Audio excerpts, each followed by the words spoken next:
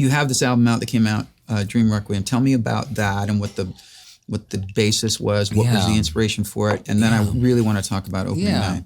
Well, Dream Requiem, it's a Requiem mass, a traditional Requiem mass. Think Mozart's Requiem, Verdi's Requiem, but it's probably more like Benjamin Britten's Requiem because he also incorporated poetry into it and into his work, and my Requiem, as well as having the Latin text that's sung by the choir and also a soprano soloist. And there's also a poem that weaves in and out of it called Darkness by Byron, Lord Byron, which I discovered a few years ago and became obsessed with. And sorry, the poem circa what year? Yes, the poem was written in 1816.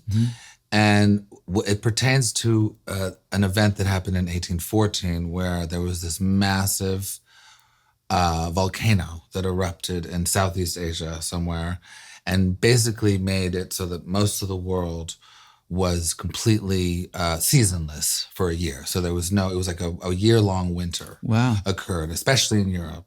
And nobody knew what was happening. So a lot of people thought it was the end of the world. And for instance, it was the year that Mary Shelley wrote Frankenstein, so it has this sort of gothic quality. And Byron wrote this poem Darkness, which is about the apocalypse and about just everything, nature collapsing, and at the end the universe just sort of takes over. And so needless to say, unfortunately, there's a lot one can relate to today in the poem that back then was just kind of conjecture. Now it feels actually more, present. And do you mean that like it really not just politically, but environmentally? Mostly about environmental stuff. Yeah. It talks about forest burning, about people eating each other, it's and not in a good way. Yeah, it's like very brutal. Yeah, not in a good way. Well, in a good way if you're one of them that's gonna live. But it's very bleak, and so. And that's a thread throughout. And that's thread through the Requiem piece, and we have we recorded it. We recorded the premiere in Paris with the L'Orchestre Radio France, and the narrator, and so that's the narrator who does the poem, and the narrator in Paris was Meryl Streep. So she graced us. Couldn't get anybody good. Yeah. and then we did it here at Disney Hall, and that is available on Warner Classics. How was that? Disney Hall is just such a beautiful. Yeah, and then we did it at Disney Hall with Jane Fonda as the narrator, and then we're doing it with Isabelle Huppert in Germany. So that's going all around, and that is how that came about, I'm not quite sure. I've composed several classical works now. I've done 2 operas and some other things, and I think what happened is that during the pandemic, a friend of mine, Arthur Pita, who's a choreographer in London, he did a dance to this Agnus Dei that I composed or wrote, that I sang for one of my albums. It was sort of like a Latin piece, and he just sort of off the cuff said, "Oh, well, Rufus, why don't you should do the whole mass? Why not?"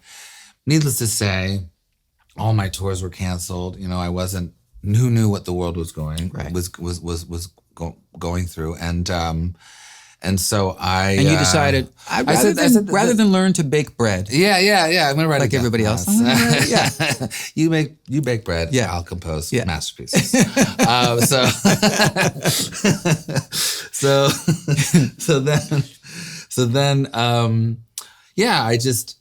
I just put my feelers out, as well as my classical publisher, Jill Graham, and they said, "What are your thoughts on the Wainwright Requiem?"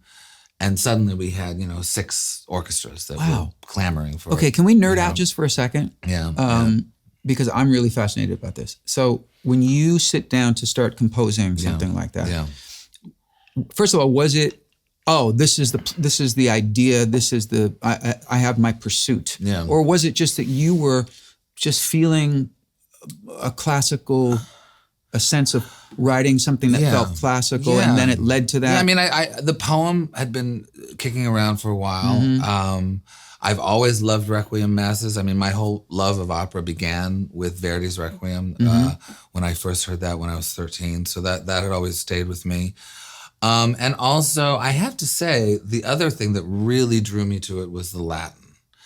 And I was not mistaken when, you know, I started to compose the piece and just the music started pouring out with that language, because it's so embedded in our society, in our world, and in our minds. And so it's I mean, I'm not a religious person per se, but it, you know, there's a lot, you know. But you felt there's certainly been religious people in my family, you know, 100 years ago, and so it's all kind of, there's just a stream that I kind of could tap into with the Latin, and the music just sort of erupted from right. that. But the nerdy part of me wants to know. Yeah. So do you you compose at the piano? Yeah. No. Well, what happens? I compose melodies into the piano and ideas, and then I go to I have, you know, a computer, and I do the whole Sibelius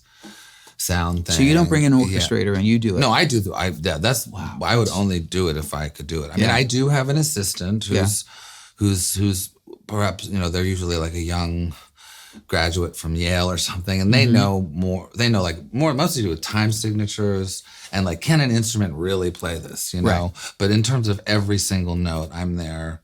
You know, putting them in and playing them, and often singing them. Actually, I'll often sing the parts, and but I wouldn't really be able to do it. I mean, I could do it if I went back to music school and did everything, but without the computer, I wouldn't be able to do it. But so you're not writing it out. I'm not writing it staff by hand. paper. I mean, I could too, but it's not. Look, I have a whole pop career exactly that I've done in the meantime. Yeah, so exactly. I'm stunned by how prolific you are, and in such a diverse, number of ways. But I think that must be what kind of fuels you to. Yeah. Do you ever chill the fuck out? Like truly? Do you ever? Well, you know, I mean, I think one thing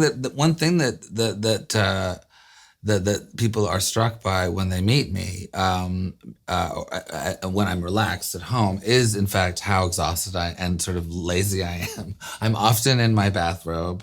I'm often, you know, lying on the couch, you know, and I'm kind of, I have a terrible, you know, memory, you know, I don't remember names or anything. So I'm a little bit spaced out all the time. And you can even see me as a kid, like I'm always sort of like staring up into the space, but it is. And I do think a lot of the time I am just recovering from all the because things when that you're I do. invested in a project like that, it's 24/7 for you, right? Yeah. But it is,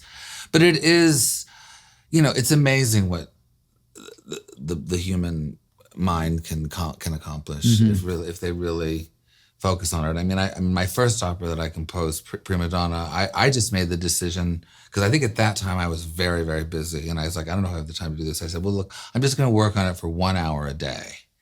And I wrote it, you know, like that. There was times where I had to, you know, really dig in and stuff. But you can actually, people can do amazing things.